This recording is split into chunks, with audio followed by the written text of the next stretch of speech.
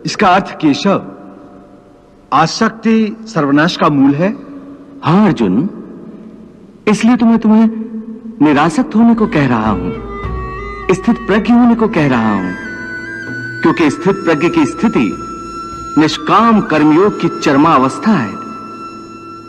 हे केशव, कृपया स्थित प्रज्ञ का कोई स्पष्ट उदाहरण देकर समझाओ। हे अर्जुन, विशाल और अथाह सागर का स्वभाव स्थित प्रज्ञ मनुष्य की भांति ही होता है।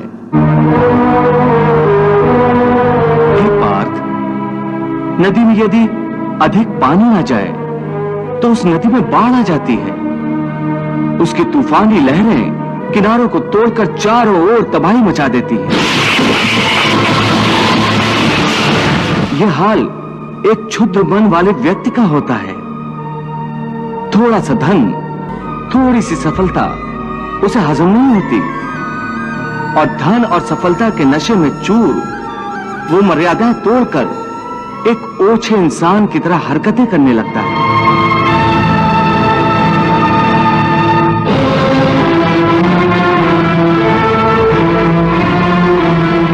परंतु स्थित प्रज्ञ मनुष्य एक सागर की भांति होता है, जिसमें चारों ओर से नदियों का जल निरंतर जमा होता रहता है।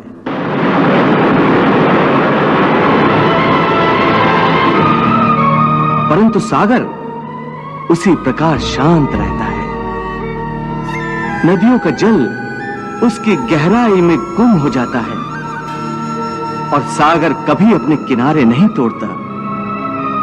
उसके अंदर जल का स्तर वही रहता है। यही स्थित प्रज्ञ की अवस्था होती है कि मनुष्य ही जगत का कल्याण करते हैं, लोक कल्याण करते हैं।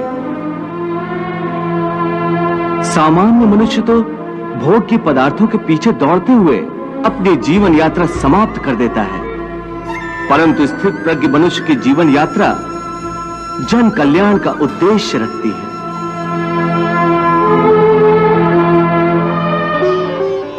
प्रभु, भगवान श्री कृष्ण के कथन अनुसार स्थित प्रज्ञ मनुष्य आसक्ति से मुक्त रहते हैं, परंतु जब कोई मनुष्य संसार में रहकर संसार को भोग रहा हो तो देखने वाले तो उन्हें भोगी ही समझेंगे ना। हाँ देवी, स्थित प्रज्ञ मनुष्य को इसकी चिंता कहाँ होती है कि कोई संसारी उसे क्या समझता है। वो संसार के भोग निरासक्त भाव से भोगता है।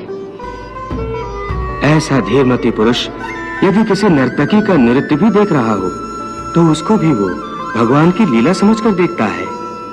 फिर कोई मनुष्य ये कैसे जान सकता है कि कोई व्यक्ति आसक्ति का मारा हुआ है या स्थित प्रज्ञ, वो भोगी है या योगी? देवी, जैसे चंद्रमा का असल रूप रात के अंधेरे में दिखता है, वैसे ही एक असली योगी का प्रकाश रात के अंधेरे में प्रकट होता है। क्योंकि जिस समय सारा संसार सोता है, उस समय योगी अपने हृदय में ज्ञान का दीप जलाकर मेरी भक्ति की साधना करता है। पार्थ, सामान्य मनुष्य रात्रि का अंधकार होने पर सो जाता है तथा सूर्योदय होने पर जाग जाता है, परंतु योगी की दृष्टि में देह का सोना जागना महत्वपूर्ण नहीं है।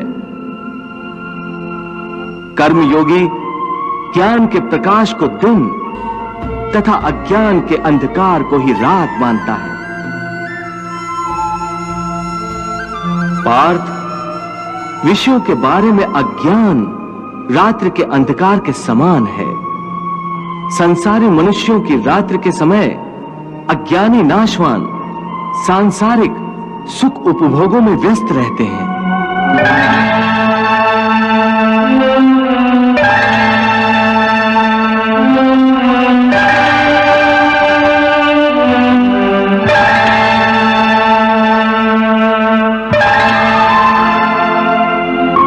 ज्ञानी और योगी जागते हैं और परमात्मा का चिंतन करते हैं।